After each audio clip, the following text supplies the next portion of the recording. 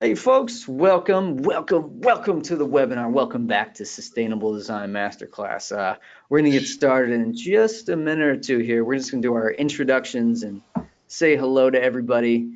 But yeah, this is gonna be a fantastic session. We've got the whole Rain for Climate team back on, and this is such a pleasure and a privilege to have these guys back on because they put so much dedication and effort into helping put these on, and what they do is absolutely incredible. It's mind-blowing. So I'm always excited to share this with you. And Neil and I are always stoked. That's why we doing a 6-part series on water restoration, because this work is so important. It's so simple, it's so effective, and it's so powerful.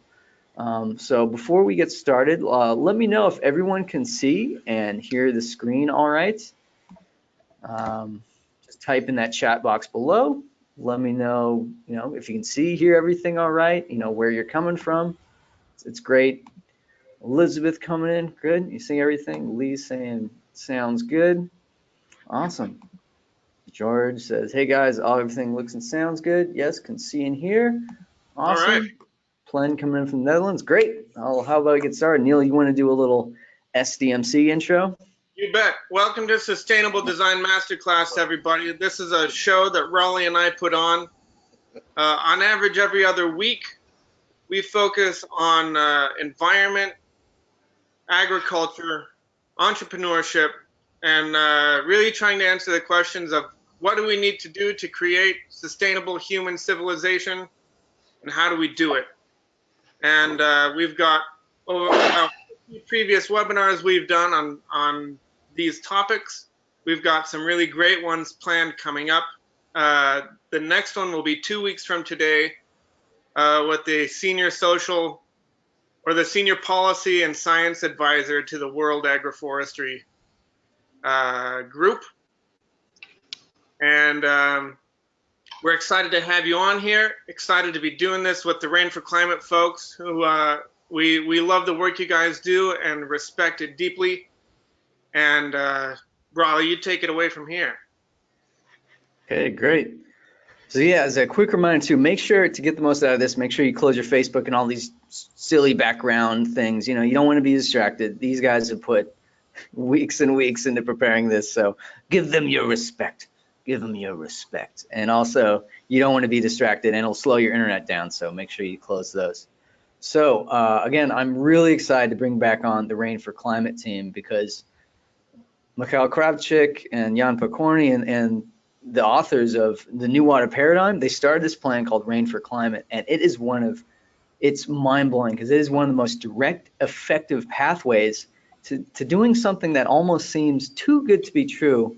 But when you read into it, you're like, oh my gosh, this is an incredible solution. It's water restoration. It's effective climate stabilization by repairing the small water cycle. And so I encourage everyone who's new to this concept, please visit Rain for Climate, read up on this, because I was introduced to New Water Paradigm by Dr. Russ Spear here, and it really changed my world because we've been living in our relationship to water it's so different. We think only CO2 is the one factor in climate, when really water is arguably as important, if not more important, for controlling our climate, for restoring our ecosystem, and it can be implemented effectively, cheaply, and rapidly, as you'll see in examples that they're going to show on Rain for Climate. And this applies from anywhere, from right now what's going on in Cape Town, for what we experienced in California, to drought in Spain, in Greece. Everywhere can use these solutions that Rain for Climate is talking about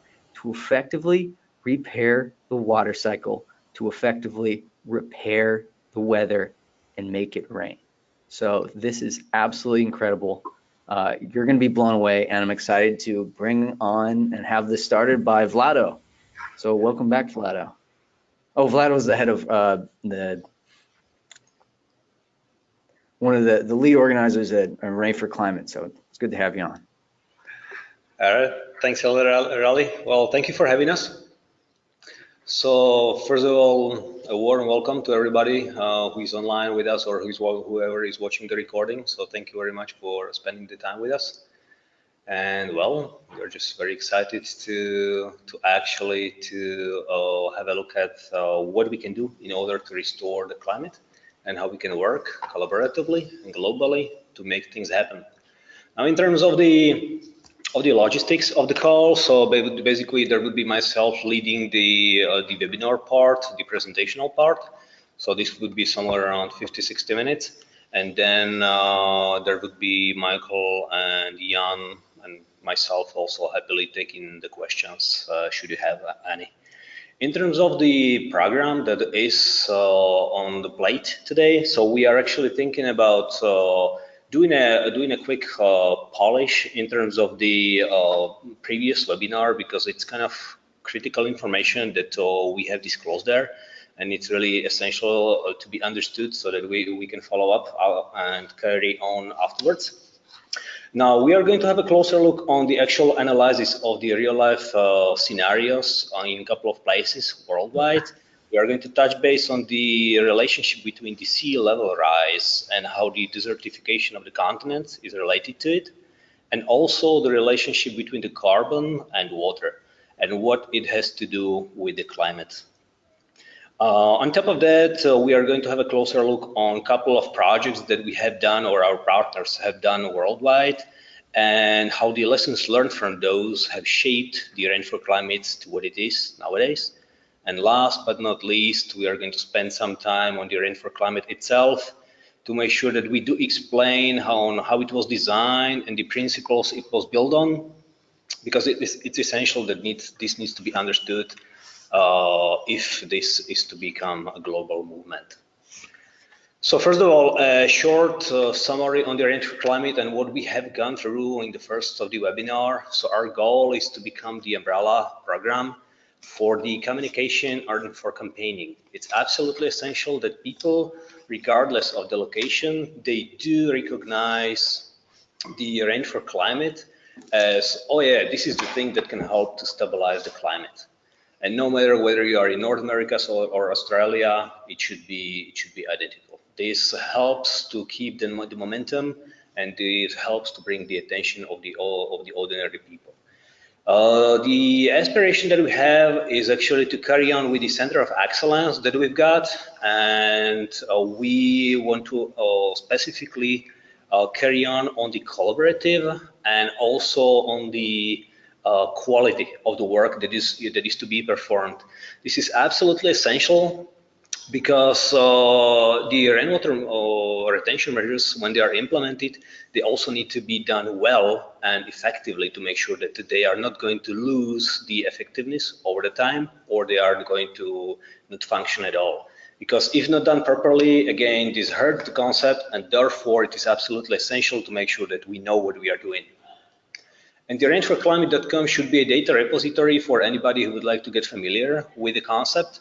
So this should be sort of golden source of information, where the original information, which are definitely coming from the right source, right from the authors, is coming from. Again, this is for the sake of keeping the quality. And our goal is to actually initiate the grassroots movement. So we start from the individuals, we start all the way with the crowd, with all of us. And our goal is to build our way up towards the politics. And the road we are going to take is going to lead through the mainstream. Good, so that would be it in terms of the short summary. Now let's have a look on the previously disclosed information in regards to the solar energy and how it distributes over the earth. So once again, what we are looking at on the left-hand side, there would be the territory which is lacking the water, and the territory which is saturated with water is the green one on the right-hand side. If we take out all the components that are identical, so like the reflectance or the heat flux, what remains is a big difference in terms of the sensible heat and the transpiration and evapotranspiration.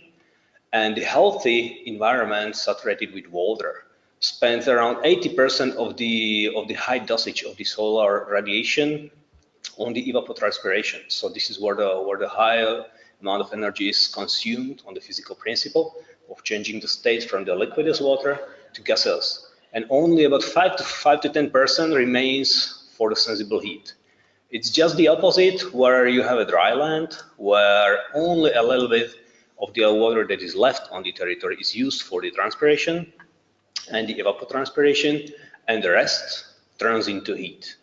Now what happens afterwards is that, again, on the healthy territory, once the water will get evaporated into vapor, it's being taken up from the troposphere to the higher level of the atmosphere, where it reaches lower temperatures. And once it reaches the right temperature, a dew point is reached, the water condensates back, and where it releases the latent heat it had previously consumed, and the heat, the energy is radiated to the outer cosmos.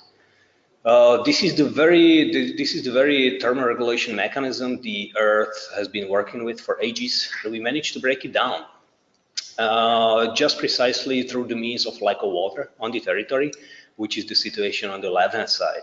So on the left-hand side, we are looking at the territory which is overheating, and what happens is that the heat, the sensible heat, remains within the lower levels of the atmosphere. And this is precisely what is causing the kind of awkward weather and the weather disturbances that many of you have been already familiar with.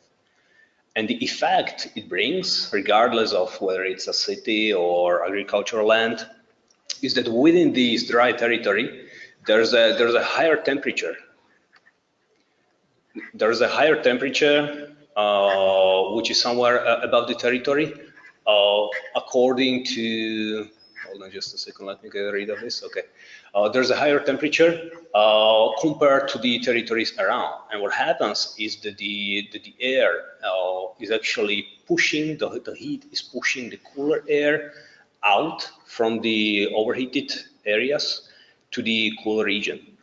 And the effect to that is the turbulent weather. The effect to that is the precipitation which is accumulated in the cooler region and the lack of precipitation in the overheated areas.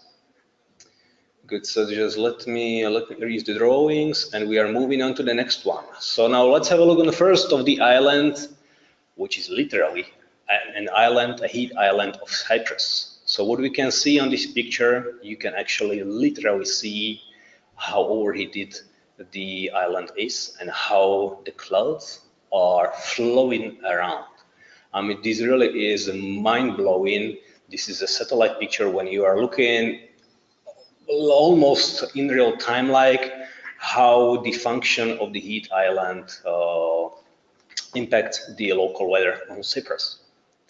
Now, what happens in Cyprus is that once you get the weather a little bit warmer, so the summer starts somewhere around April, the temperature will start rising, and accordingly to that, the precipitation will start diminishing. So what you can see on this graph, that through the summer, so from April all the way down to around October, November, late November, the precipitation is actually declined as the temperature from the overheated territory is rising.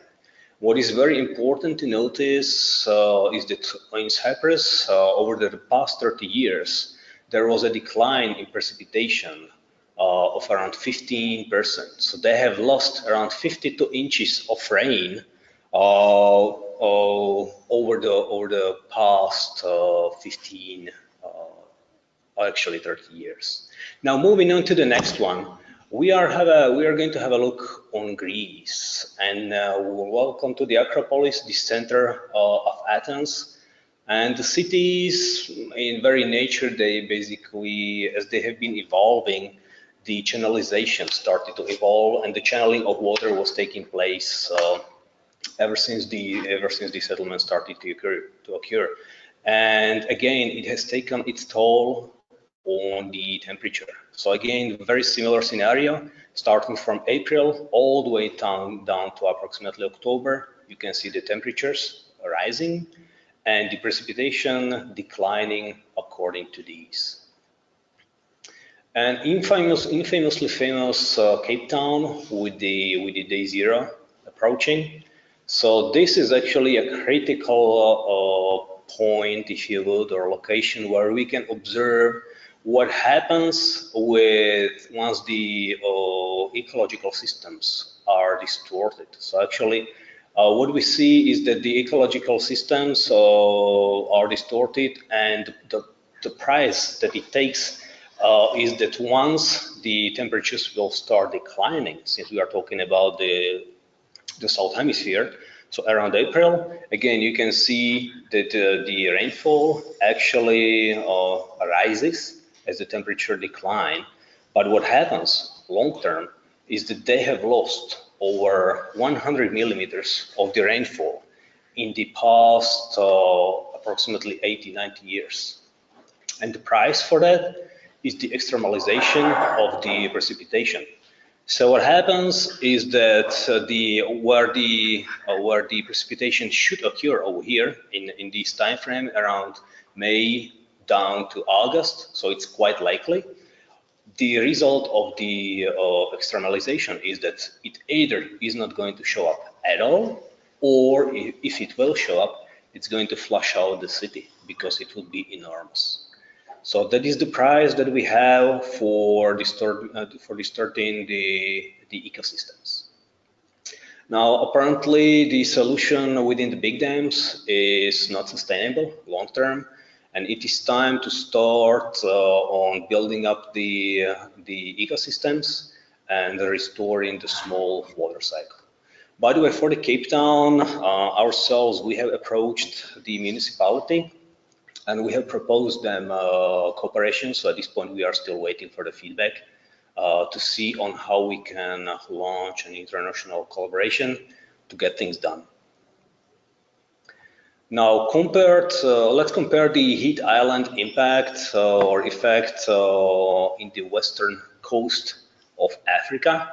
So it was Michael who actually has chosen the location because it illustrates really nicely what we want to disclose as a message.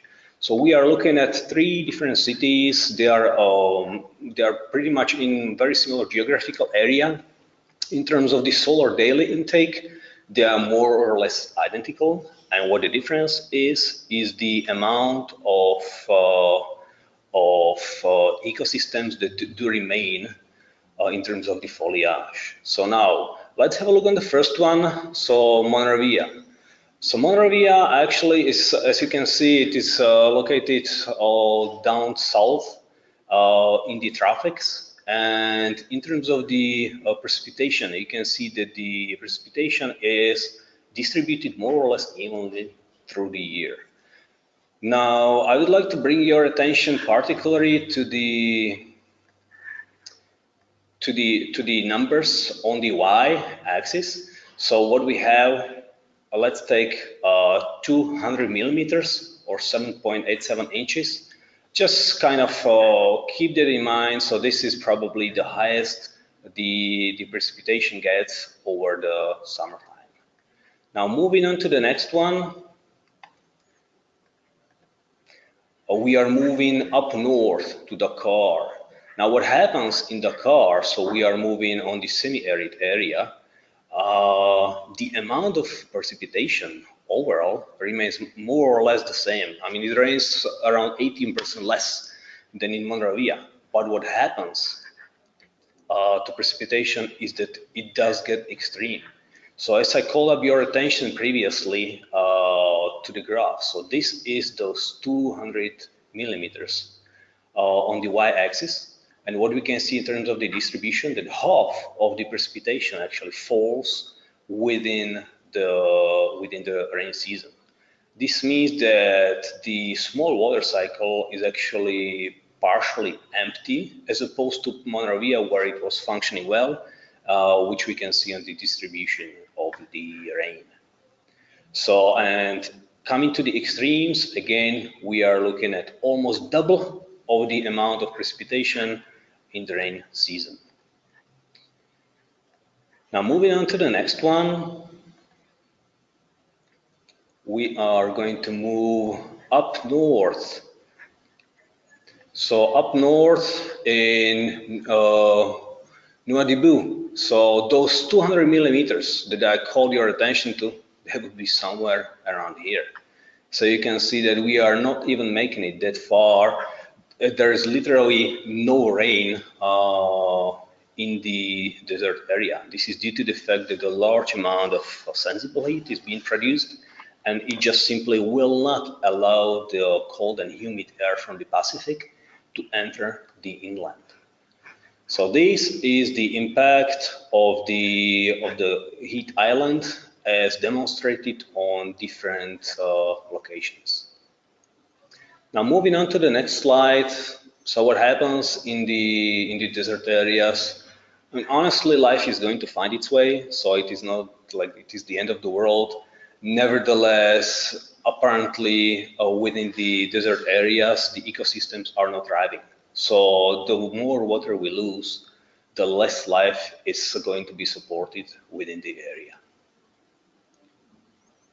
Now moving on to the next topic, which would be the sea level rise. So one might ask, so what does the small water cycle has to do with the sea level?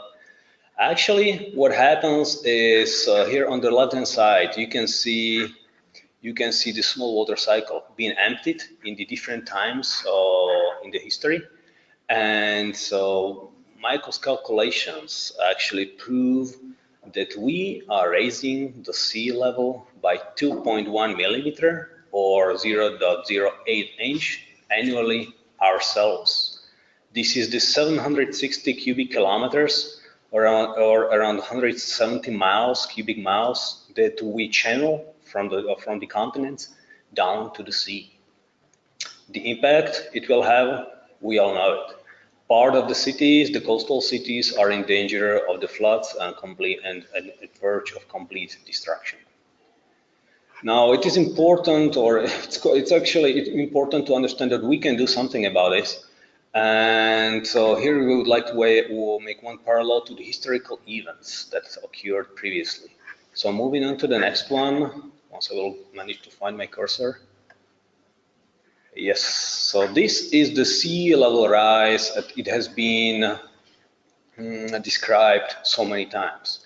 But what is quite interesting is to have a closer look on a smaller sort of time capsules, if you would. And if you have a look in the Cold World War, World War I, World War II, what happened is that we have recorded the decline in the sea level. Now, how is that possible?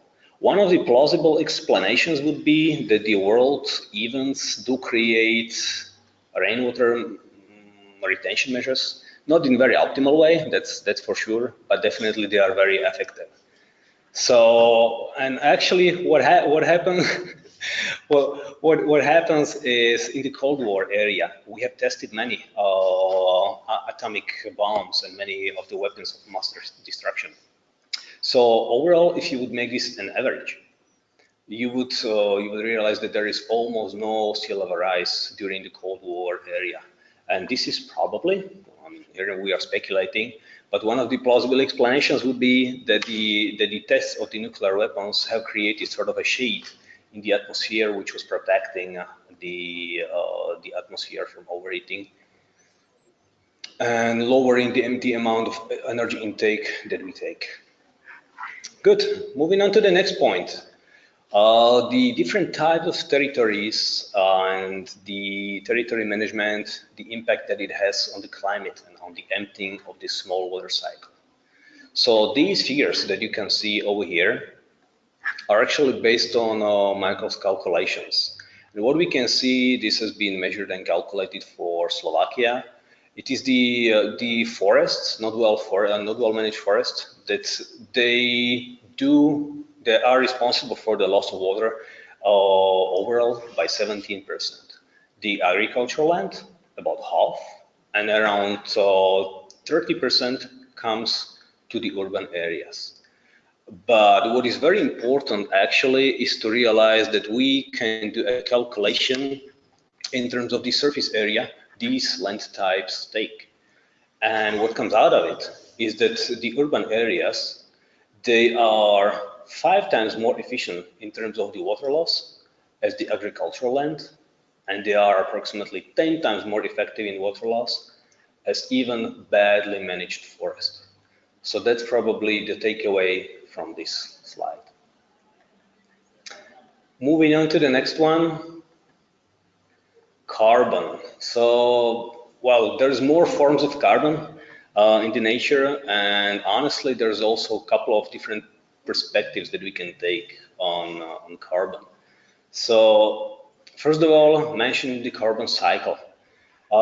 Here again, we do have a model where on the right-hand side there is the, let me just highlight over here. There is the a place or a land with a significant runoff, and on the left-hand side you can see well-saturated land. And the impact it has is that in the healthy water-saturated land, the carbon sequestration can take place significantly. This is due to the fact that the photosynthesis can take place, and the water is actually the means or the vehicle on how to get the carbon sequestrated from the air down to the biosphere. So you, me, the trees on the pictures, this is all carbon-based life, but there needs to be some means on how to retrieve the carbon dioxide from the air and have it actually embedded within the molecules of our bodies. Now, this does not happen at all, or much less efficiently, if there is less water, which is the situation on the right-hand side. But the problem is that the amount of carbon is either identical or is rising. So the carbon dioxide needs to go somewhere, and where does it go? There's no place to go, no means to go, so it just remains within the atmosphere. Now, to support this statement, let me move on to the next slide, which would be the measurement in terms of the carbon dioxide molecule, ppm. These are long-term measurements. So what we can see actually the trend going upward. And one might say that, okay, this is the trend that we have set as humanity due to the consumption of the fossil fuels. But actually there is a different representation to this graph as well. And before we go down the road, let me show you the small variation from 1 year. So what happens that we have this trend going upward, but in the northern hemisphere, there is a majority of the continent located. So as soon as the spring and summer will kick in the northern hemisphere, this is where the photosynthesis starts and the carbon sequestration takes place. So on the left-hand side, you see this trend going upward. And when you have a closer look, you see that as soon as the photosynthesis starts, so around March, April, the trend will actually start not going that steep, and actually it will turn going downwards as the carbon sequestration will become very effective during the time. And again, as soon as the summer and the fall is over on the northern hemisphere, the trend is again setting going upwards. So bottom line, to interpret this graph, this might be an interpretation of humanity and the consumption of the fossil fuels, but also this might be a measurement of the ongoing progress in desertification. We are losing land, we are losing forests every minute that we speak and we are on this webinar, and there is less and less surface area that could sequestrate the carbon. So what we have actually, since there is less and less place for the carbon dioxide to get sequestrated, the trend is setting upward. Good, moving on to the next slide. Now we are going to have a closer look on a couple of the projects that us or our partners have built and the lessons learned from these projects. So what we are looking at would be a project in the UK. This project was done with the Flow Partnership and their local partners. And the intention for the project was actually to stop the series of floods that took place in the northern UK. So what we have is actually a couple of pictures of the water retention measures that were implemented. But what is interesting in terms of the lessons learned is that there was a pressing need, apparently the danger of the floods, which could have been satisfied with leveraging the rainwater retention measures. And also, the impacted territory was optimized in terms of the new water paradigm as a secondary in effect. Moving on to the next one, this is a project Blue Alternative based in Slovakia. These are the pictures from the 1999 down to 2009. So you can see how the ecosystems are thriving when there is sufficient amount of water. But what is actually very important is that this Blue Alternative was an alternative to an existing big dam project. Michael and his organization decided to challenge the big dam, and instead they proposed an alternate project on how to generate new water sources, which was much cheaper. By the way, worked out perfectly.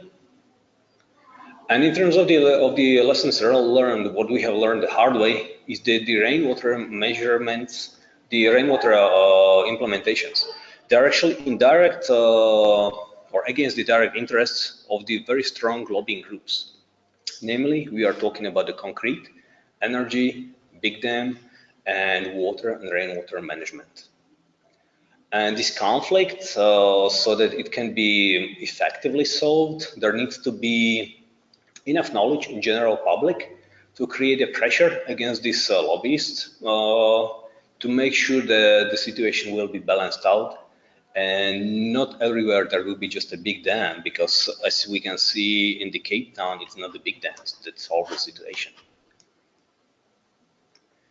The next of the projects would be the Slovak Savings Bank, a rainwater forest. Now, what happened is in 2005, there was a heavy disaster. There was an extremely strong wind, which ruined our precious national park. For you to understand, High Tatras in Slovakia, this is really like a very unique mountain chain that is heavily visited by the tourists, and it got cut down completely. So there were barely any trees left due to the fact that there was monoculture. So what you can see on the actual picture is the implementation of the rainwater measures that were sponsored by the Slovak Saving Bank. So Michael and his organization, they managed to revitalize parts of the forests, and no wonder these revitalized parts are actually doing great, even compared to the parts which where the rainwater measures are not implemented. We believe, and I mean it's obvious that there is much more biomass, and the trees are just thriving. So coming to the lessons learned, what is to take away from this project would be that the corporate social responsibility programs are out there and they may be used. But in order to get access to them, the topic they will be allocated to or the location needs to be attractive in terms of the public relations. Again, as it was in this particular case, it was the revitalization, which was sort of a primary intent, and secondary effect was the restoration in terms of the new water paradigm of the smaller areas. Moving on to the next one, the urban zone in Kosice. So this is an urban project. Again, this picture actually illustrates on how quickly the ecosystem, even in the urban zone, is able to get revitalized. So these are the pictures. Literally, within 1 year, there was a beautiful place where once upon a time there was barely something to look at. But what is important is that it was the identification of the correct benefit that was absolutely essential for this project to take place. In this place, it was the local environment improvement. So less dust, more places to walk, people would enjoy the location, and so on and so on. And again, the revitalization and the design and compliance to the new water paradigm comes in as a secondary. Also, what is important is that it's absolutely essential to have support of the local municipality. And it just happens that the funding or the investor for a particular project, they are not easy to be found. Good. Now moving on to the next one. Now we'll be talking about rainfall climate, and particularly about the aspect of the measurable results, the disruptive model behind the rainfall climate, and how we want to make sure that this is not going to be one shot, but it would be a long-term sustainable. So first of all, in terms of the messaging, we are actually stepping away from the climate change, and we call it extreme weather. It's easy to, the climate change is not necessarily tangible, and it's easy to be denied, whereas I would double dare someone to challenge the fact that there was a tornado in my garden yesterday, actually last summer, which really is the fact. So that is one change. Second, the standard communication as it is nowadays is that it's the carbon dioxide that we need to do something about, but we barely have no means on how to do anything about it. We are not opposing this opinion, but rather we provide an alternative solution where we claim that it is the water that is absolutely the key and takes the much more credit in terms of the externalization of the weather. And there's plenty a single person, regardless of where they are, how much money they have, what their location is, what their belief is, there's plenty of actions they can do. So this is in terms of the communication. Moving on to the next one. Now, before you want to implement something, first of all, you need to understand it well. And here we are coming to the combination of the measurement and also understanding of what we do. This picture, or some of you might recognize it, this is a picture of Mount Everest. And it is not here by an accident, but before we go to the explanation, I just must ask a rhetorical question. How would a single person move a mountain? There's no means on how to do that. But what we can do is, if all of us would decide to do that, the mountain can be moved easily.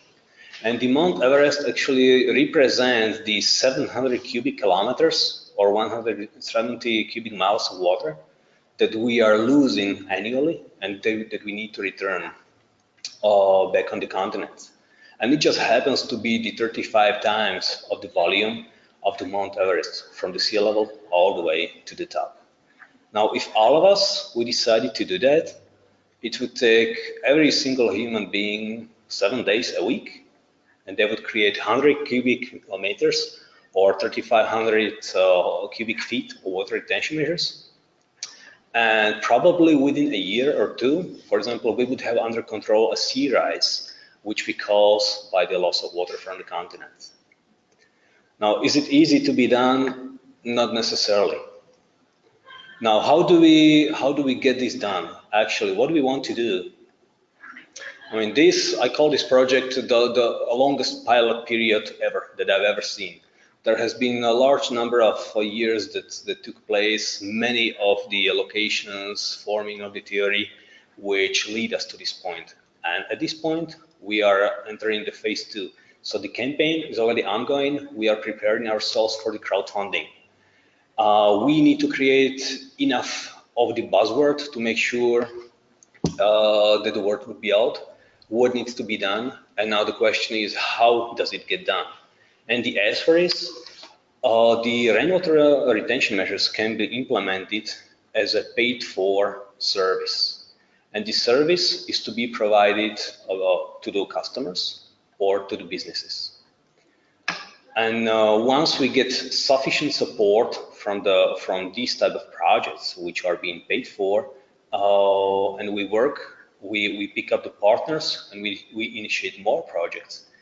And once the word is out, we created a critical mass. And when the critical mass is out, the corporate social responsibility programs become available. And when these become available, the projects will grow even bigger.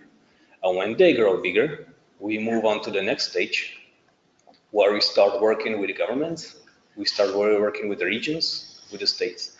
And this is, my friends, where we achieve what we want to achieve. This is where the change really is coming in place. Moving on to the next one. Now I'll be talking a little bit about the technology and the mechanisms behind. So as we stated previously, if everybody would work, then it would take 7 days. Now, not everybody is in position to do that. There are many people who are old. There are many people who live in the cities, so they have actually no land. There are many people who have some money, but they have no time. There are many people who want to help, they want to be volunteers, but they have no place to go to and actually do the volunteer work. There are some people who have plenty of capital, they would like to put it against something of the greater good, but they are actively seeking out the big projects. There is corporate social responsibility programs which are available, but again, this needs to be addressed well. So what do we do?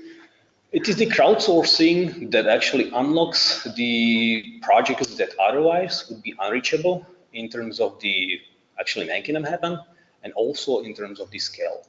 So the global rehydration portal would be actually a platform that you can think of, that would be a website. The plan is actually to turn the rainforclimate.com into the global rehydration portal. And this is a place where people who have the land, they come in and they say, hey, I have the land and it's located in a place ABC. The people who have the resources available, stating, hey, I want to chip in, or I want to help out, I want to become a volunteer. They come in, they say, hey, here I am, let me know whenever the project is around. And last but not least, we get hold of the capital. And what we do create is sort of a platform, you can think of it as a marketplace, where these three components combine with the knowledge that we have, and we just make the projects happen. On top of that, since we would track every single project, we know how much water we already kept on the continents, so we can actually do the tracking publicly against the goal of 700 kilometers annually. So this is what the global portal is about. Moving on to the next slide. In terms of the technological development. So what we have done, actually, we did run a beta test last fall. We have created a specific drone which is capable to monitor, technically speaking, any region globally. So the monitor has a set of specific sensors that can measure the place, and that can actually transfer the data to the center of excellence. Now, let me swap over here for a brief moment. And actually this methodology, in terms of the technical development, allows us to monitor projects and actually also to monitor the performance of the area or of the land in terms of the climate change.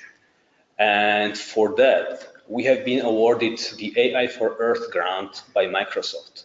So actually it is a grant from Microsoft that they are making their resources available for solving the complex environmental changes. And actually we would be speaking on their conference next week in Prague, talking about what we want to do. So this is the website of the conference that is going to be taking place, organized by Microsoft. And Rain for Climate with our monitoring system is going to be showcasing on what is the new technology nowadays capable of. Moving on to the next one, in terms of how to get the services implemented. So it's essential to think on 3 levels. First one would be global, second one would be regional, and the third one would be local. And it's actually this third one, the local, which unlocks the power of the crowd. So in terms of the global, there will be Range for Climate as a center of excellence, communication, campaigning, knowledge, and so on and so on and so on. But what is really important is that on the regional level, we are actively seeking out our affiliates. The affiliates are actually the people who are driving the drones. They are the people who are in the organizations, of course, who are responsible for collecting the information and feeding the information appropriate way. And in terms of the local, we are talking about the volunteers, communities, we are talking about the property owners, we are talking about the companies like construction company, water management, revitalization. We are talking about the people who want to work on the educational part. We are talking about the people who want to do something themselves, for themselves. Pretty much anybody. Now, and how would the actual implementation work out? It is the property owner and the affiliate that make the handshake, and the handshake is being then transferred as a single point of contact from the affiliate to the Range for Climate. So this means that we know and we understand what the property owner wants to achieve. Now, at this point, it may be, okay, there's a problem with a lack of water. There's a problem with the flash floods. There's a problem with groundwater, which is very low.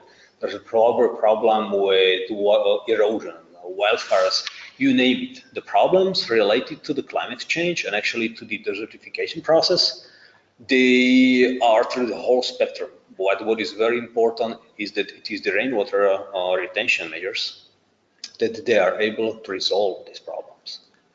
Now, what happens next is that the affiliate actually scouts out the environment, the territory, and then the data is being sent to the Center of Excellence on the Range for Climate side. Once we have processed the data, we send the detailed assessment to the affiliate, who again makes the handshake with the property owner. At this point, the property owner, should it be municipality or a branch owner, you name it, should have in their hands quite detailed analysis of the property with the proposed way on how to move forward so that their primary need can be addressed properly. Now, should the customer decide to proceed, we are going to proceed to the next stage, which is the implementation project. The implementation project is actually based on the data previously collected by the drone and also collected by a survey via the affiliate. And the implementation project gets delivered to the property owner. Now, this step over here is actually crucial because the local affiliate needs to take place and actually needs to translate the project to the country and state specific, and make it country and state specific, which means that, for example, when you create a project in Europe, it's going to be, the requirements are going to be quite different to be in the States or in, let's say, in Pakistan. So it is very essential to have an affiliate in place to make sure that the project as such will be translated effectively.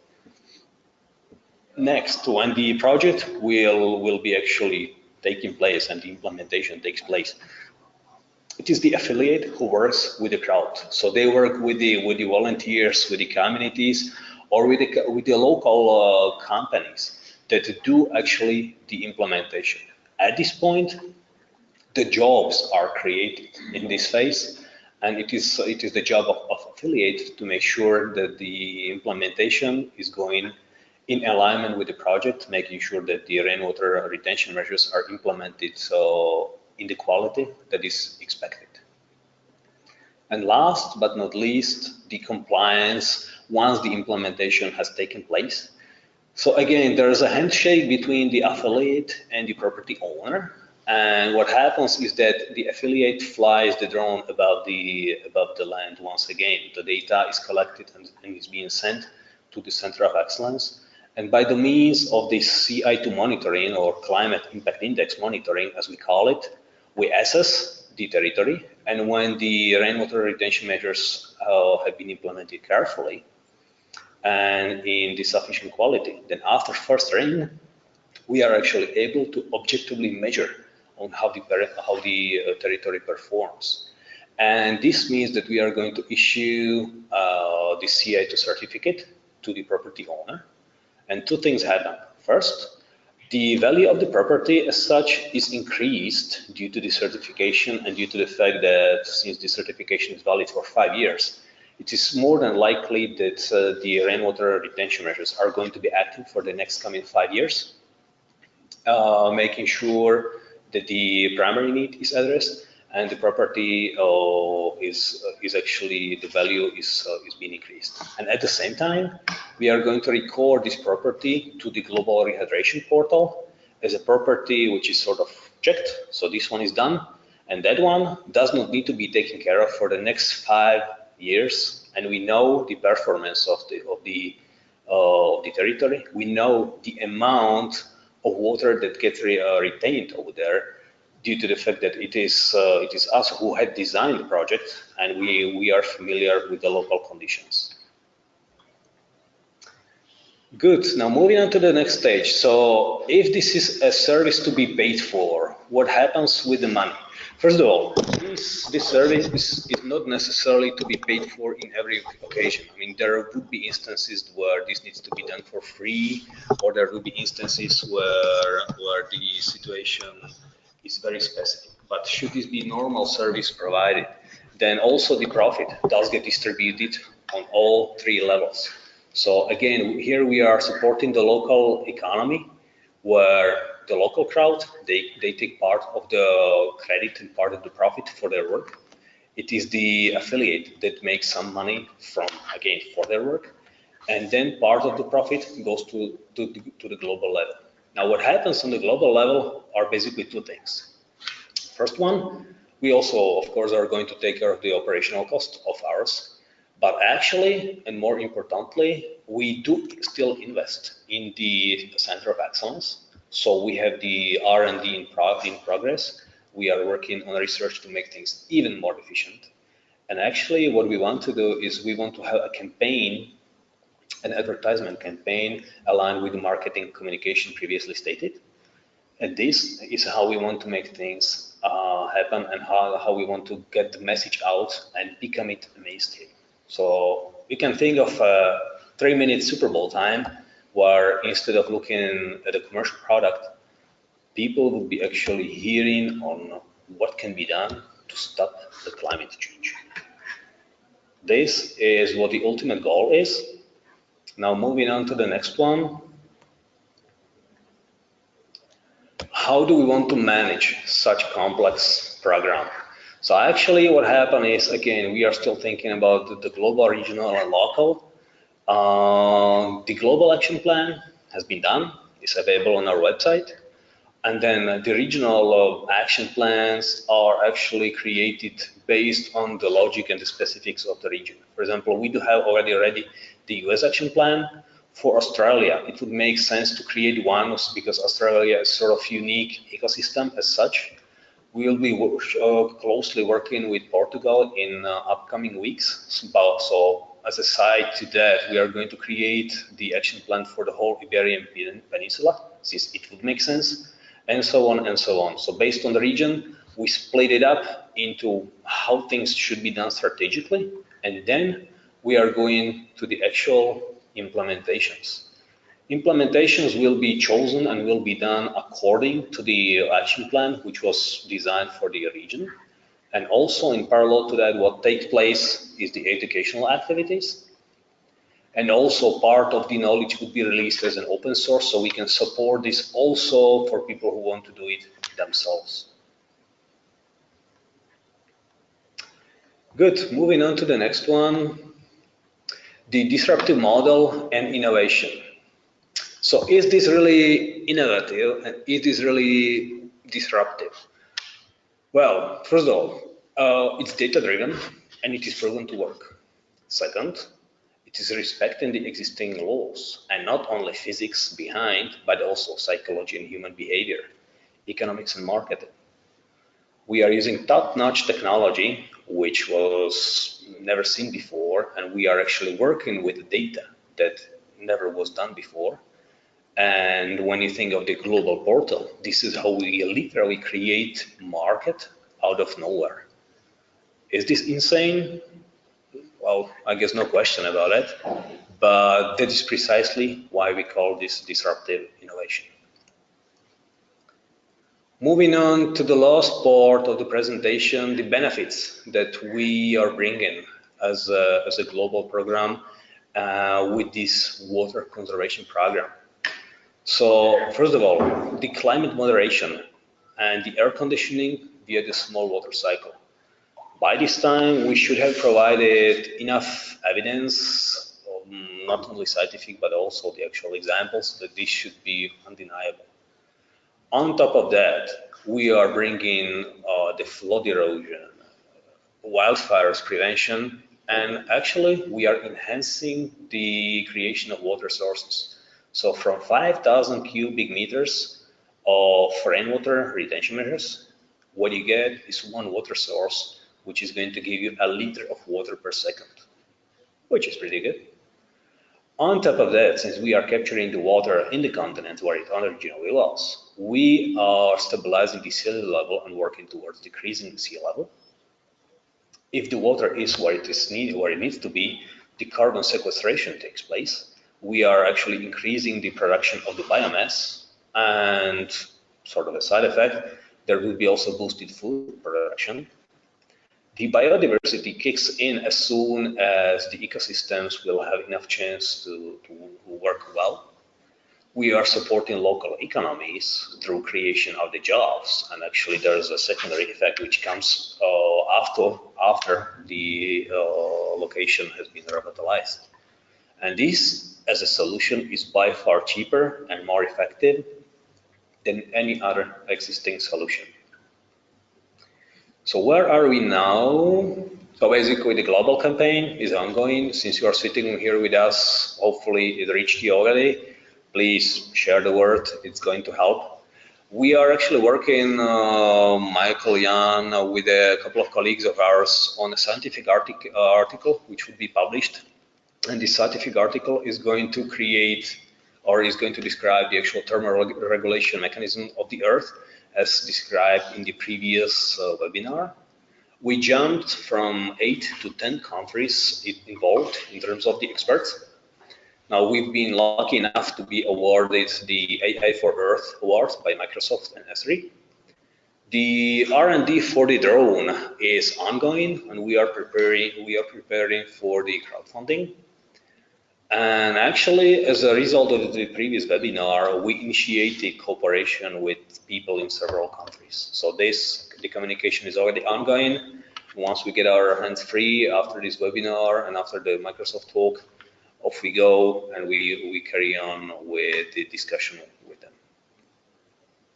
Now, last but not least, so what can you do? Well, first of all, follow us on the social media. Please, if you can, sign up on for a newsletter. Feel free to use the custom form. I mean the contact form. The newsletter, we just did an upgrade to our website, so the newsletter can be found in the very top menu. You can contact us using the contact us menu. Again, here on the top, the social media, right upper corner, or all the way on the bottom. Now. And there's one thing that you already can do, which is implement it. Feel free to donate. Actually, every dollar, every euro you spend over here is your investment to the future.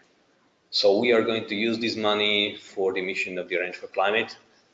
And that is also where I would like to ask for your support during the crowdfunding campaign. So as soon as we launch it, please, if we have your email addresses, we are going to bombard you a little bit with the emails. Please share, talk. The more people join, the more people chip in, the more likely we are going to achieve the massive project we signed up for.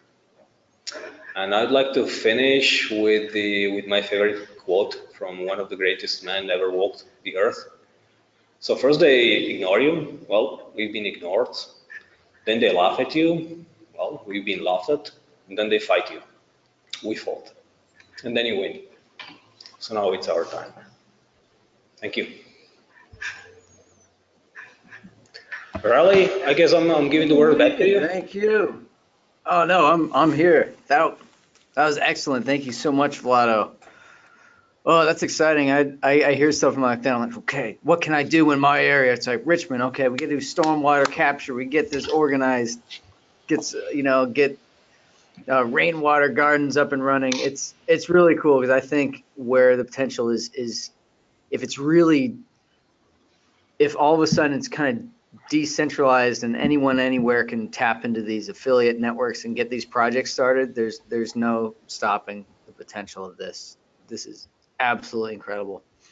So it's Q&A time, and yeah, we got a lot of questions coming in. So if you didn't type it already, type it into the chat box, and then Mikkel and Jan, the authors of the New Water Paradigm, two of the authors, and is Anne Maria, right, the translator? Yeah. Yeah. Yeah, she'll help answer some questions too. So why don't we get started? So the first question comes from Svetcha. I'm probably saying her name wrong. It says, how big should the properties be to show effect? Čiže aké veľké by mali byť pozemky, aby sa ukázal efekt.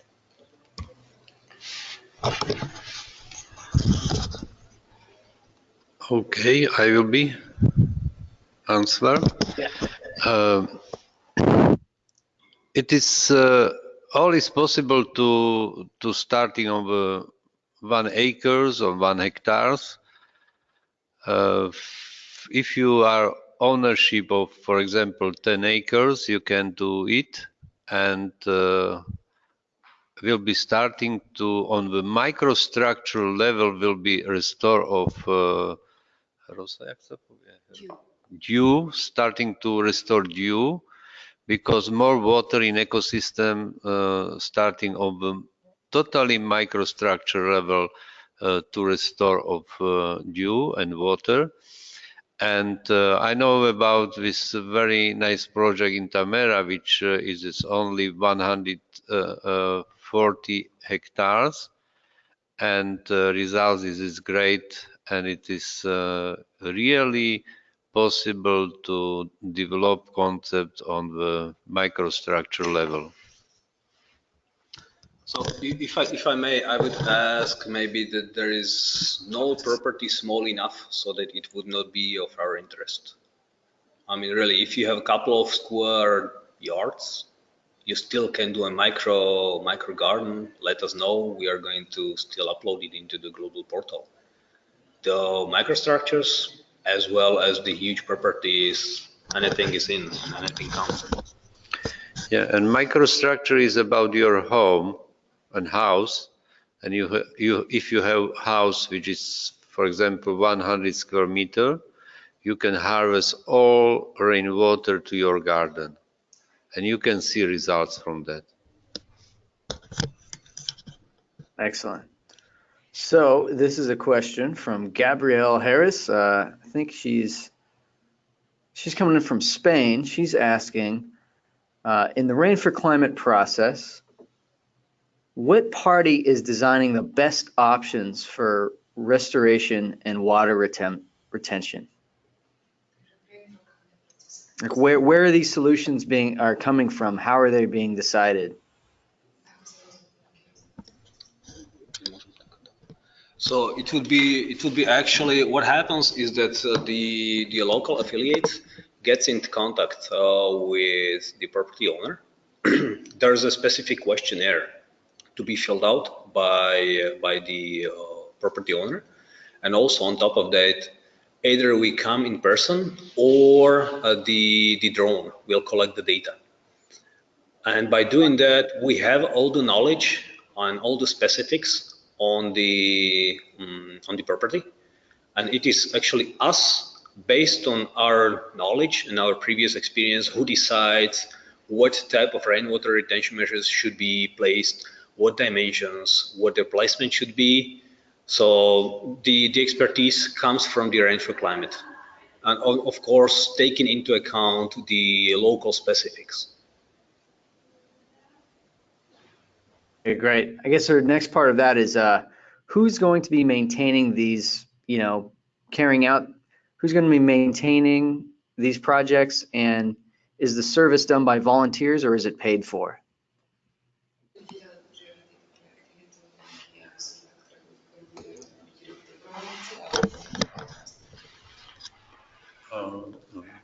I think it is a recommendation for all from us. We need to be rainwater manager experts on the community level. It is necessary to involve. If we looking on the community level, like one small community which have, for example, 100 people, and this community is responsible for manage of rainwater in the scale of space. Yeah, and I would maybe add to that. So basically, once the project gets implemented, the knowledge gets transferred to the people who have done the work, and also to the property owner. So they know what needs to be done in order to keep this up and running. Generally speaking, the design is done in a way that it will require very low maintenance. And after 5 years, it is a good idea to check, and therefore also the expiration date of the certification, because after 5 years, the sediment buildup could be so significant that they will not be functioning efficiently anymore. So that's why we are going to actually check on them after 5 years to make sure that they do work properly. And if they don't, then we are going to issue a set of recommendations, what needs to be done, so that they will be functioning to full extent afterwards. Awesome. Okay, so one question I'm hearing from a lot of people, they wanted to ask, how is everyone going to network on this? How are people going to find who to reach out to in different areas, Portugal, California, Canada? How are they going to find each other on Rain for Climate? This is the role of the global portal. Basically, the global portal is the supermarket of contacts and availabilities, if you would. So the Rain for Climate global rehydration portal will be the place where you go, and basically the data that you enter is A, you identify yourself as how do you want to become active, and B, the interest of your geographical location. So let's say that you are located in British Columbia in Canada and you are a volunteer. So based on this configuration or this data that you have entered, you will know whom to talk to. You will know where the projects are available and go and carry on with your mission that you set for yourselves. Awesome. Okay, so question from Glenn Mitchell saying, what is your drone measuring? Is it measuring water or carbon or something else? The drone has actually a set of 5 to 6 different sensors. And at the end of the day, the monitoring is done on the energy flow. So we do represent the energy intake and how the property behaves in terms of the energy flow. So they say this is basically the mechanism behind, if you would, and the actual output, you can think of it as sort of a water map. So you have the property, and the outcome would not be a heat map, but it would be sort of a water map, which shows, okay, this left lower corner of the property is doing well. This right upper corner is sort of burnt, so something needs to be done because it is being overheated, and there's not enough water. Just comment, it's a solar energy distribution, what is measured, solar energy. Okay, great. So next question is from Chris Clovis. He's asking, what is causing soil to lose its water holding capacity?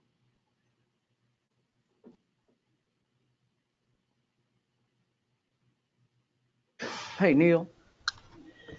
Okay, Jan, or I can. Yeah. Okay. So water absorption capacity of soil is given by the structure of soil and organic matter content. What is most important are roots of plants.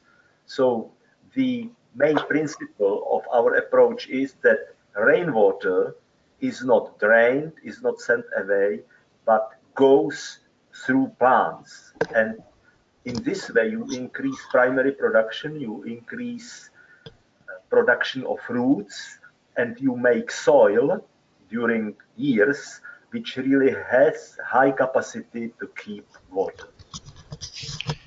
Yeah, if you are looking over photosynthesis processes with this relation between solar energy, water, and carbon,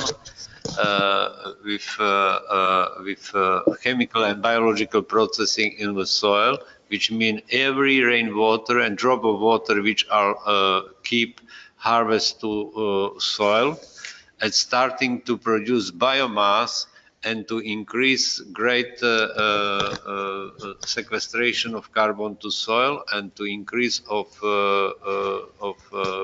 production of soil. Can I jump in on that one as well? Because when you look at, say, if you take rainforest in Brazil and turn it into a sugarcane plantation, the amount of photosynthesis that's going on is significantly decreased.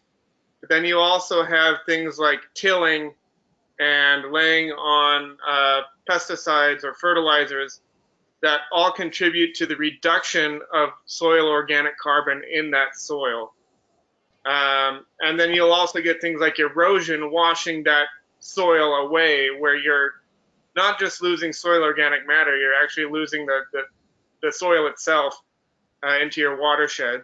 And so just like things like monoculture and tilling and the application of fertilizers and biocides reduces soil carbon, things like, or rather techniques such as agroforestry or holistic watershed management or holistic grazing are ways that will get that carbon back into the soil and increase your photosynthesis, as well as increasing your soil biodiversity. And all of those things are major factors in soil's water holding capacity. Yeah, that's a huge, like Elaine goes on about that, of really dried soil that loses its carbon capacity, becomes hydrophobic. So, you know, when rain deluges happen, it's not capturing it, it's just shunting away. Is my basic understanding of how that works. So next question is from D. D was saying, so what are they actually proposing in reality? How do you find what solutions will work in what scenario for repairing the small water cycle? He's talking about, like, in what situation are you using check dams? What situation are you using johads, gabions? You know, how do you find the right solution for the right scenario?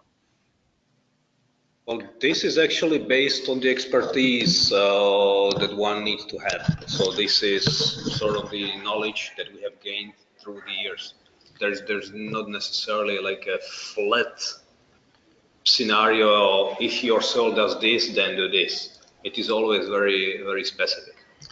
And our experience from 2011 and 12 in Slovakia was to calculate, analyze how much runoff of rainwater lost from ecosystem, from catchments, and on the one extreme event, which means, for example, in Slovakia is about 100 millimeters, and we analyzed how much water lost, and we had to build water retention measures on this volume, which mean and selected how to select place was on the responsibility on the community level, because community know very well where is problem with damage of landscape, and if you have some erosion place, you can do it with check dams.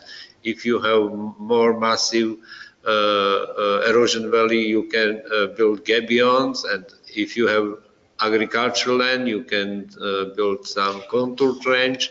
But mostly it is, for example, for 1 hectare in Slovakia for extreme event is on the agricultural land is about 400 cubic meter per hectare. All right, excellent.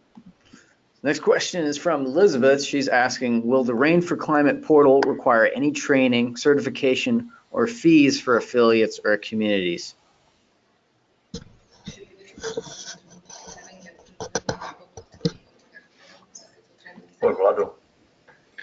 Well, actually so the question is if the affiliates would be certified for a fee. Is that correct? Did I get the question correct? Yeah, that explains it. So if you're an affiliate, you get certified for a fee to, I guess, Well, become an affiliate. right. If you want to become an affiliate, what we do is actually we establish cooperation, and you are going to be handed the drone, which we still need to figure out on how to do that because it is quite expensive toy. It's around $40,000, the one device. And basically, the actual relationship, there is no need to become certified or to be an affiliate. There's this legal agreement, I mean, on the legal side, and generally speaking, this is an agreement between the two entities and between people. So yeah, that's it. And the actual profit distribution would be done individually on per project basis. So depending on what type of project we would be doing together, this is also where we agree in the initial phase of the project on what and how the profit would be distributed. Cool. Yeah, that's great. Peter Yao's asking, if your movement takes off, how are you, Rain for Climate, going to keep up with demand? Are you going to train people and organizations locally, which will support the grassroots aspect of your work? Well, if it takes off, then definitely. Actually, part of the crowdfunding package would be also offering the trainings. So yeah, indeed, if we take off and we make this big, we travel the world, we train the army of people who know what to do, what needs to be done, and we make this as effective as possible. And this is also partially due to the fact that honestly, we don't have that much time left before the weather gets way too extreme for human beings to be on the earth. Yeah, no, this needs to be carried out fast. So Gabriel Harris actually has a question about Arctic meltwater. She's saying, has the team taken into account current and estimated future Arctic and Antarctic meltwater and its relative effect on sea level compared to the water that could be captured on land?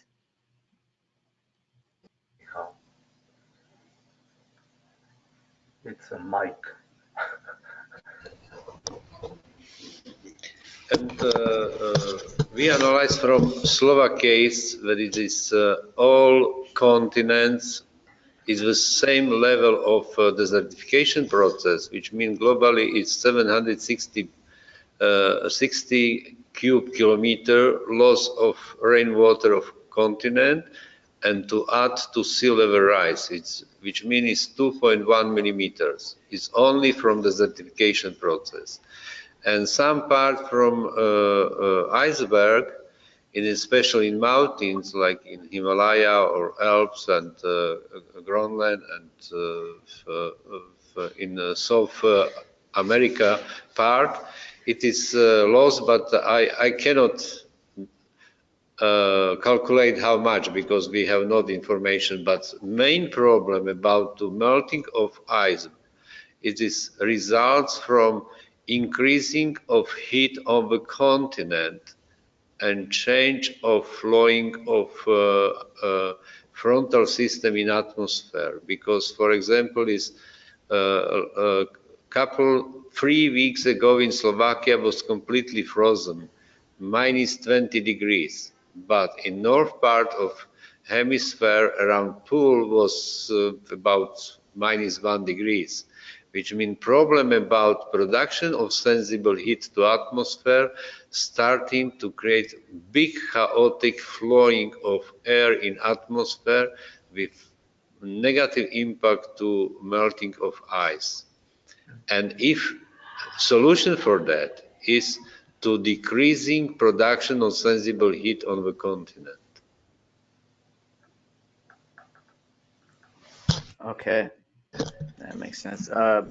So Pien van Chet, trying to say your name right, Pien. He's saying, how do you prioritize between projects? For example, do reforestation coastal areas get priority because they have an inland rain increasing effect?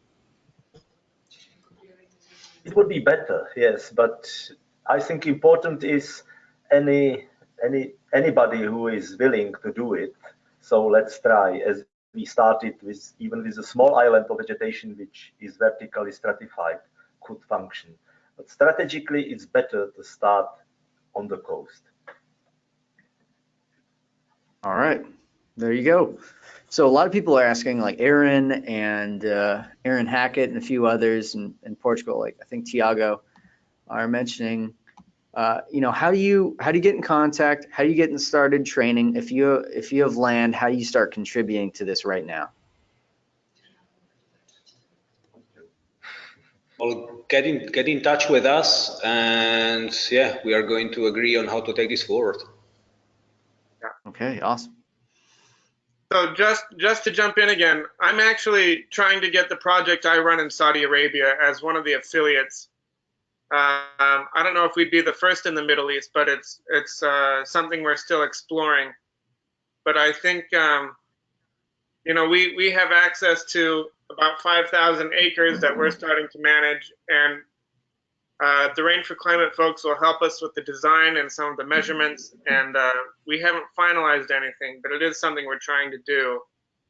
And I think it's, from what I understand, it's fairly decentralized. If you want to get involved, it's not that difficult to do, at least from my experience working with Vlado. Right. Actually, Neil, on this one, sorry, I was not able to get in touch with you, but I was talking to Jan and Michael, so we are all up for it. We just need to find a bit of time, and then we sit down and talk. But yeah, this thing we are definitely going to take this off the ground. Yeah, that's crazy to think. Neil, does all the rainfall happen in like 1 month during the year? Is that generally how it's happening over there? We are averaging one rainfall every 2.5 years. Oh, The last time it rained was April of 2017. We got 8 millimeters of rain. In February of 2016, we got around 30 or 40. November, anyway, but between January of 2011 and February of 2014, we had no precipitation at all. man. Or at least no rainfall. We probably had some condensation at some point or another, but it's negligible. Is there anywhere else that's that extreme in terms of the amount of time between rainfall? Lots of deserts are like that, actually. It's just erratic. But we're in a true desert. We're not in a desert that's caused by human activity. It's a naturally occurring desert that's getting worse because of overgrazing and wood cutting. But reversing the process is crucial, and for me, relying on the Rain for Climate folks has been really important in fleshing out how we present the environmental impact. I was sitting down with the Saudi Wildlife Authority a month ago, who they're essentially the Ministry of Environment. They run all the national parks, they do all the conservation stuff, and it was the Rain for Climate, some of the studies and some of their images that I showed them, where they were like, okay, we can see that the bigger picture of this is significant. All right. So, yeah, let's see. So next question, I think this is for Mikhail or Jan. It's from Don Smith. He's asking, can you explain how the upper atmosphere is cooler and yet doesn't cause cloud formation over a heat island? He says you show a higher temperature with more cloud formation over the well-hydrated areas. And he says excess water in the atmosphere isn't distributed evenly, but does a cooler temperature generally produce greater cloud formation? We started with the examples of Athens and some places in Africa. There were these hot islands, and you saw how in summer the precipitation goes down. If we have data here from the areas which have forest, like Congo or like Amazonia, we would see that in summer there is an increase of precipitation. on the contrary to the dry, hot islands, because when there is a vegetation, enough vegetation and large vegetation, the so-called biotic pump starts to work, which sucks the the humid air from the ocean. So when looking at the distribution of the humidity in the atmosphere, we have to see what vegetation is doing. Vegetation, when it is really rich, it cools and there is a lower atmospheric pressure, and then there is a movement of humid air from ocean inland. When we remove the vegetation, then the land is overheated and there is a block which doesn't allow the income of the humid air from ocean. Yeah, I can to explain on the case in Slovakia in one summer day, which is extremely hot, and we have in summer sometime weather like in India, and 50 years ago was quite very nice weather, and daily production of sensible heat to atmosphere is massive. And it's with decreasing of real vapor is starting to produce sensible heat to atmosphere, and daily production of sensible heat from small country like Slovakia is 50,000 square kilometer is around 200 terawatt hours of energy.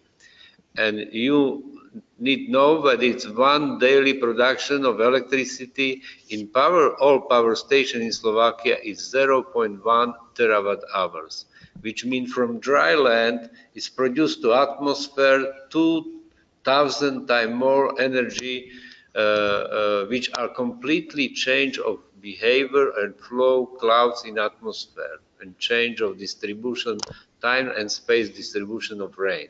In this case, in Cyprus, this is completely exactly how it's working of heat island, and heat island growing daily around the globe, because we know that it's annually is increase of sealing urban zones annually on the globe about 57,000 square kilometer.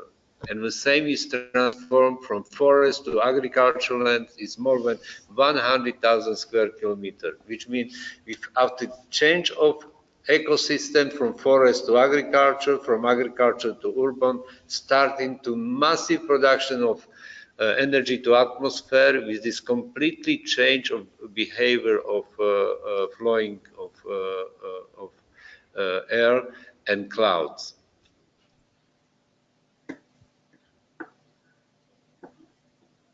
That makes huge sense as the paving and just hyper tilling increases, the heat islands are just building up.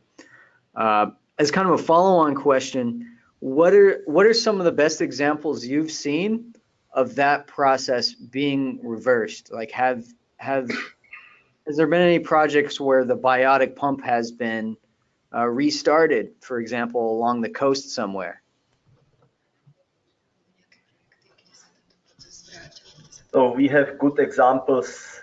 They are not so big. There is a man in Australia, which is Peter Andrews, with his natural sequence farming, which he practiced from, I think, 80s, and there are books, and he's famous. There are things in India, which Michal can report on. There is a fantastic man in Kenya, Yospa Pakaria, who did miracles on 2 hectares, which is not case of biotic pump. So Mike can refer about the India, please. And it's in India, like Jan say, it is one. It's in Rajasthan. It's very nice project which developed Rajendra Singh, which is just now this famous guy from which obtained Stockholm Water Prize, and he restored of 8 rivers. It is one.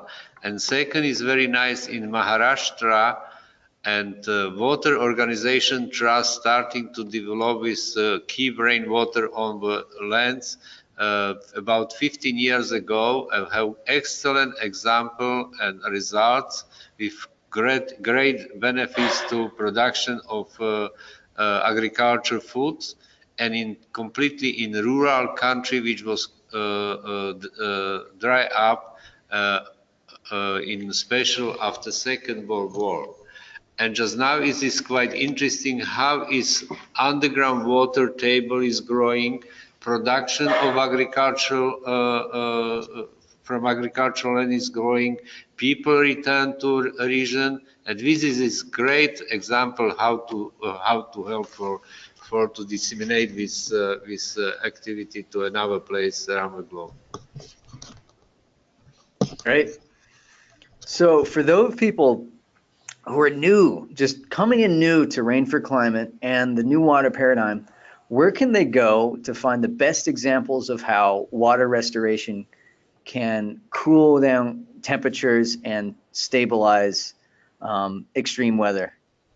Is it on the, it's on the Rain for Climate site, the science behind?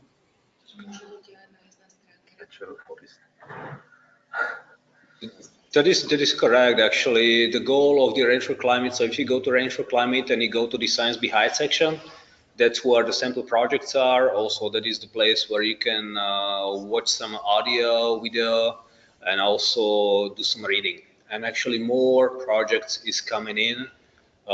We do have the collaboration already agreed with India and so on. So if you are interested, I would recommend please hop onto our site, go to the Science Behind.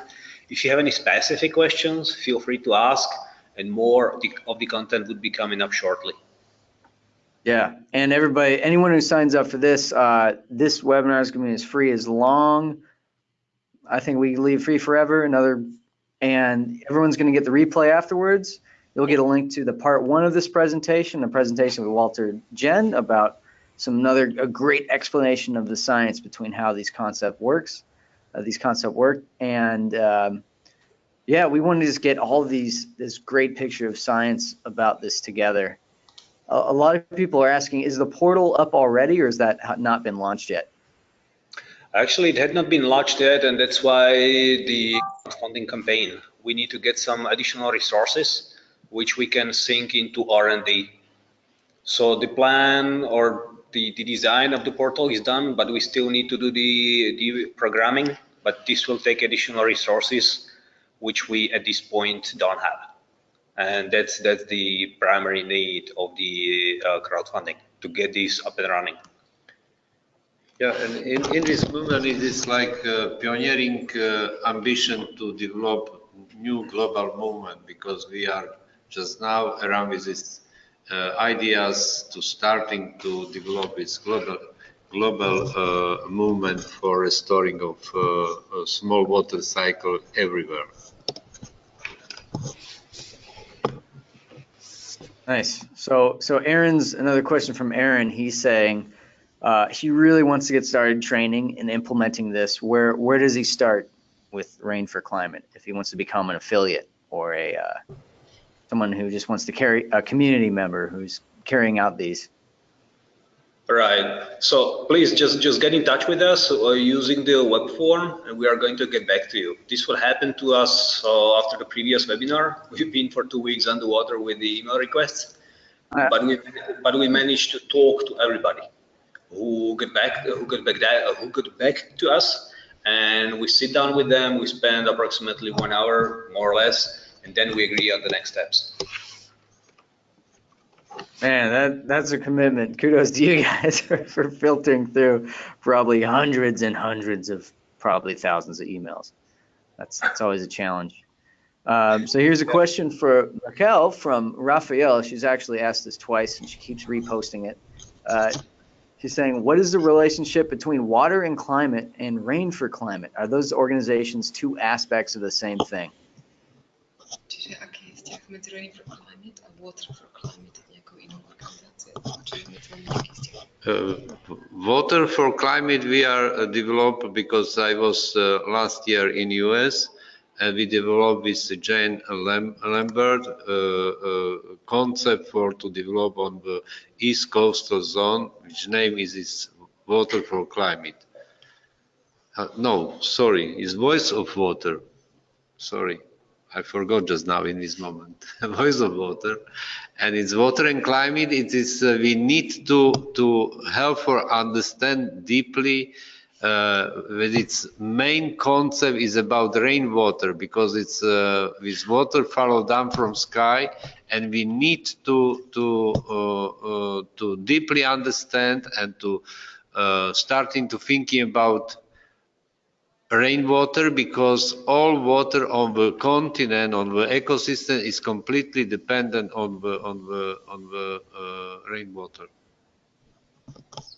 So I'm just looking this up. There's several projects ongoing. Actually, for some reason, people started to generate multiple projects at this point for some reason. So we are not associated with any of those, and all of our partners are listed on our website. So we at this point do not recognize these projects, I would say.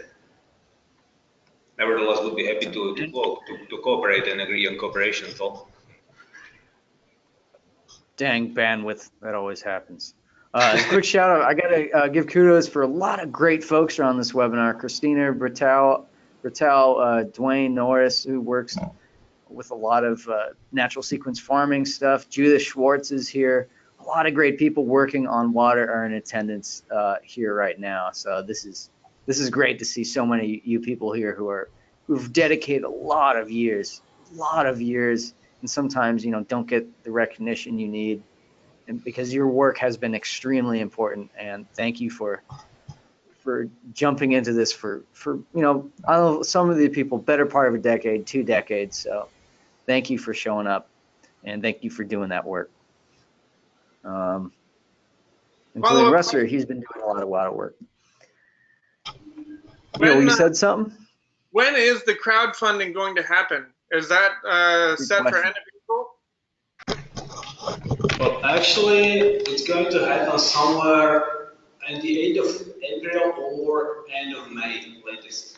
So it will be out definitely in May. We'll see if we are going to make it in April. We did have some hiccups with the organization due to personal constraints, but we'll see. So for the moment, end of May latest should be up and running. We'll be ready for that. All right, end of May, you got it. I'll be down to help out. All right, folks. Yeah, you got any more questions for the end? I think we got in under time, and we had scheduled to go to 1, but and let's see what. Right now in Slovakia, it's 9:38. So we need to. Y'all need to get going. I understand, but we appreciate the heck out of your time. This is great. So Adam's asking, Aaron's saying he's half Slovak. Awesome. Adam is saying somehow, will this be available to replay? Yes. Okay. Got to the training questions. I think we hit them. Scott's asking about how, have you used a product that uses biochar for regenerating soil? Oh, we had Albert Bates on here too. That was cool. We know the Shout out stuff. to Albert. We know the stuff well. It's organic. We rely on the water cycle and on the encouraging of plants to increase biomass via the better water regime. We are not against biochar. Yeah, biochar is great in a lot of ways. I'm sure it could be tied in with this. Like if check dams were started, biochar could be used as a way to capture nitrogen. Okay. Well, everybody, I guess it's just kind of now we can just kind of chat between Neil and me and all the Rain for Climate folks. Now we're kind of here for some open chatting. I think we've moved through the questions. Neil, do you have anything you want to ask these guys? Let's finish up and cut the recording, and then we'll stick around for whoever wants to stick around. Okay, great. All right, everybody. Well, we're going to cut the recording now. Thanks so much for joining for this incredible presentation of Rain for Climate Part 2. this is arguably one of the most important organizations that have ever been started, and we're going to be here to support them when they launch their crowdfunding campaign, because it's absolutely incredible. And I hope to be a part of this hugely important decentralized movement, because if anyone anywhere can be creating water retention areas in their zones, we don't need to wait for the government. We don't need to wait for some big corporation to give us money when we could be starting doing this where we are right now. And that's the power of this. We can help shift the temperature and extreme weather by doing this on the scale we need. So thanks everybody for sticking in. And as one quick shout out, this is part of Sustainable Design Masterclass, sustainabledesignmasterclass.com. And yeah, tune in for more awesome ecosystem restoration webinars, entrepreneurship webinars, and regenerative agriculture classes. So cutting the recording. Thanks everybody. Thanks, All right, Molly. so we officially ended that. Now we're kind of in a more chill time. This is more relaxed. This is more unofficial. We let the hair down. No one can see this except you all. So this is secret. So any questions here under the table? Aaron's asking, have you guys reach out to universities?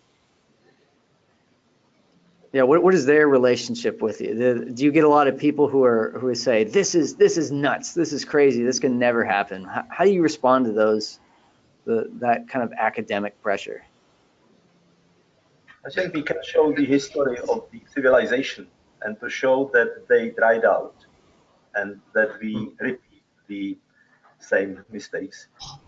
So, and then to show again the positive examples. Unfortunately, we have more negative examples, which means when we drain somewhere or when we remove forest, we have a problem with the water. So now it's up to us to have a more positive examples, and we show that the restoring vegetation means restoring of weather and more higher productivity. My answer will be rather quick. The answer would be just watch. There we go. That's a good one. Examples speak way more than words. So I've met, when I've kind of volunteered with some of these projects in New Mexico, like Quivera Coalition does really amazing projects with creek restoration. Do they work together? Like, let's say there's independent organizations that have been doing this kind of work for 20 years. Like, how do you end up working with each other? Do they have to reach out to you and they join Rain for Climate? Well, it's actually both ways. I mean, both Michael and Jan and everybody on the team, they are sort of moving in this type of network of people. So we try to bring on board anybody and as many organizations as we can. There is this element of ethicality and also a joint chemistry that needs to work out, but those are really just very basic criteria.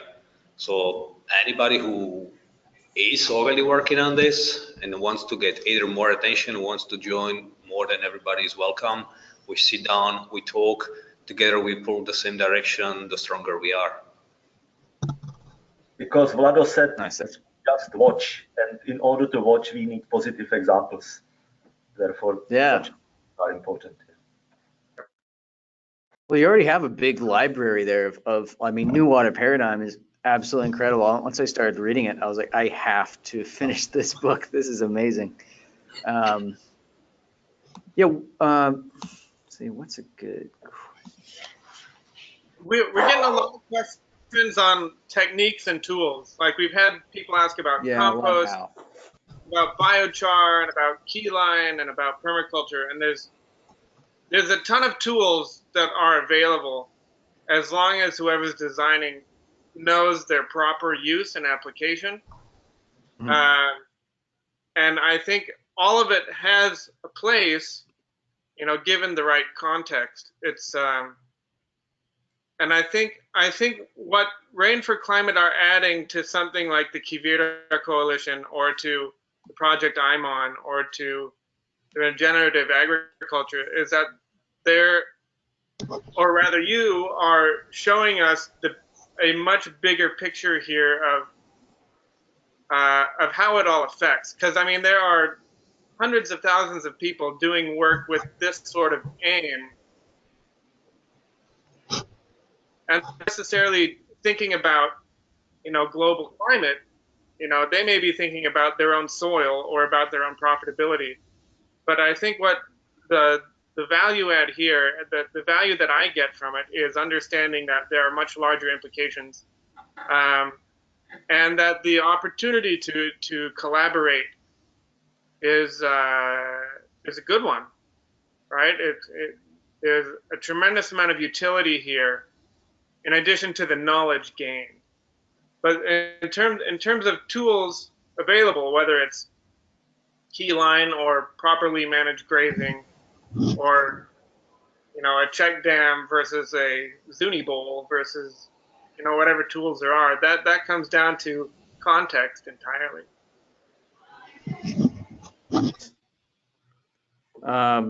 Here's a good question from Scott. Wow, that's cool. He says, I sit on a board of watershed planning for a basin with over 1,000 square miles, and I'm interested in increasing retention and infiltration. Do you have any type of promotional material that can really quickly reach, like, connect with someone? Probably the site, right? I'd say. Yeah, I mean, for the moment, I mean, this is sort of specific situation, so the best and also probably the most effective way would be just get back to us, just use the email or just drop us a message via the website, the form, and yeah, we are going to get back to you, and yeah, we talk through details. Nice. Well, Aaron, yeah, we get to Aaron's question. I had a question. Just this is a very personal question. What keeps you all going through all the obstacles that you've had over the last, 10, 20 years? What keeps you going when you have like a government stopping you or the money gets pulled out from under you? What keeps you all going? I think it's for Michael.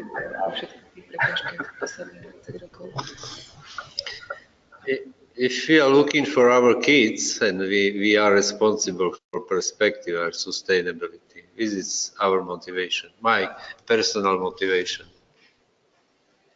Because it's from my knowledge is, I know that it's annually is lost from small water cycle around 1% of balance of water, and this process was starting after Second World War, and it's massive dry up of ecosystem of continents, and you can easily calculate where we are just now and how many years we have in perspective on the unsustainable, because we have Agenda 21 and we forgot for restoring of water. We are still speaking about protection of last balance of water, and we need to reverse this thinking to restore of water. And because rainwater is lost from ecosystem, and this is very dangerous perspective for society on the globe. If I may, I mean, I have not been doing this for decades. Only I've been on board actually fairly recently. But when I get home and I look my kids in the eye, and I tell myself, what the hell did I bring you into? And the next question is, have I done what I could have to get things back? So that's as simple as that. There we go. I think that's a damn good answer. I gotta applaud all of you for you're putting in decades, like Michael and Jan, you've put in decades of your work, and you deserve the recognition of this and the potential of this, and this can transform the earth at the scale we need, and it's going to help millions of people. So thank you for putting this out there, and we want to help get this out there. So I encourage all of you, keep sharing this and start doing it, because information is one thing, but when it comes to action is a whole nother thing. You can have all the information in the world, but without actually doing something, it's still just theory. So we hope to help work with Rain for Climate to bridge that gap. So when people have the means to do this, they can carry this out. So Thanks again. All right. What do you reckon, Neil? Should we close it out, or do you have another question you want to I think ask? so. Vlado and Jan and Michal will talk later as we ramp up on the crowdfunding and also on getting you into the Arabian continent, or rather the sub-peninsula. I don't know if that'll happen before this summer or if it'll be more, it's probably better to wait until the winter when we're more likely to get some rain. But just want to thank you for coming on again. You too, Russ, for connecting everybody and being a glue guy. And to everybody that attended, want to thank you for being with us on Sustainable Design Masterclass. I've got to go pick up my 4-year-old from preschool. To get things in place before the rainy season. I don't know why I should wait till, All right.